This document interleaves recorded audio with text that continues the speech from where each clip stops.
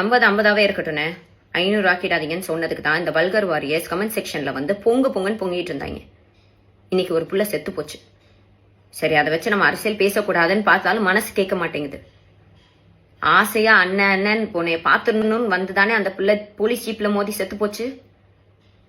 யாருக்கு நஷ்டம்? பெத்தவங்களுக்கு தானே நஷ்டம். உங்களுக்கு என்னன்னு நீங்க ஜாலியா ஃபங்க்ஷன்லாம் போயிட்டு ஜாலியா இருப்பீங்க. நீங்களும் எல்லாரும் ஜாலியா இருங்க. ஏன்னா நம்ம வீட்லயா சாவு விழுந்துச்சு? இல்ல நான் திரும்பவும் சொல்றேனே, 50 500 ஆக்கி விட்டுறாதீங்க.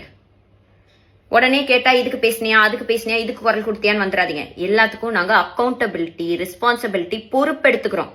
41 பேர் இறந்தப்ப பிரஸ்ஸ பார்க்க பயந்து ஓடி ஒளியல.